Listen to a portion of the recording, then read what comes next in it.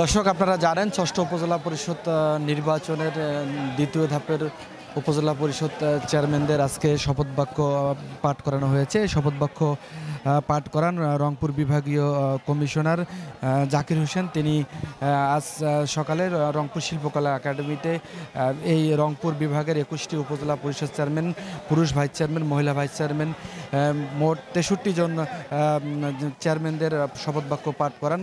শপথ বাক্য পাঠ শেষে তাদেরকে দিক নির্দেশনা দেন আগামী 5 বছরের জন্য সাধারণ জনগণের পাশে থেকে যেন কাজ করতে পারে, সেটিও ইতিমধ্যে তিনি তার বক্তব্যের মধ্য দিয়ে বলেছেন। এই শপথ বাক্য পাঠ অনুষ্ঠানে সভাপতিত্ব করেন স্থানীয় সরকারের বিভাগীয় পরিচালক আবু জাফর। তিনি এই আজকের এই শপথ বাক্য অনুষ্ঠানের সভাপতিত্ব মধ্য দিয়েই আজকে এই শপথ বাক্য পাঠ অনুষ্ঠান সমাপ্তি ঘোষণা করেন, সেটিও আমাদেরকে জানিয়েছেন। আমি একটু ক্যামেরায় আপনাদেরকে দেখানোর চেষ্টা করছি যে এই রংপুর বিভাগের দ্বিতীয় ধাপে ষষ্ঠ উপজেলা পরিষদ নির্বাচনের নবনির্বাচিত চেয়ারম্যান প্রার্থীদের শপথ বাক্য পাঠ শেষে তারা ইতিমধ্যেই বিভিন্ন তাদের সমর্থক নেতাকর্মীরা তাদেরকে ফুল দিয়ে শুভেচ্ছা জানাচ্ছেন। পাশাপাশি এই রংপুর বিভাগের 21টি উপজেলার যে নেতাকর্মীরা তাদের সঙ্গে ইতিমধ্যে তারা এসেছেন, সেটিও আপনাদেরকে দেখানোর চেষ্টা করছি। পাশাপাশি আজকেই শপথ বাক্য পাঠের মধ্য দিয়ে তাদের পথ চলা শুরু হবে। তারা নতুন করে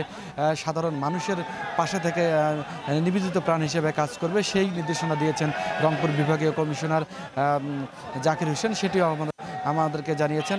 আপনারা একটা বিষয় আমাদেরকে আপনারা জানিয়ে রাখতে চাই, আপনারা জানেন যে এই প্রতিটি ধাপে ধাপে যে উপজেলা পরিষদ চেয়ারম্যান নির্বাচিত হচ্ছে অন্যবারের তুলনায় এবারে শান্তিপূর্ণ পরিবেশেই কিন্তু এই নির্বাচন অনুষ্ঠিত হয়েছে। তারই ধারাবাহিকতায় আজকে এই উপজেলা পরিষদ চেয়ারম্যানদের দ্বিতীয় ধাপের চেয়ারম্যানদের আজকে শপথ বাক্য অনুষ্ঠান অনুষ্ঠিত হলো, সেটিও আপনাদেরকে একটু দেখানোর চেষ্টা করেছি। পাশাপাশি এরপরেই অন্যান্য যে উপজেলা পরিষদ চেয়ারম্যানরা তাদেরও শপথ বাক্য এই নিয়মিত পাঠ করাবেন বিভাগীয় কমিশনে, সেটি আমাদেরকে জানিয়েছেন।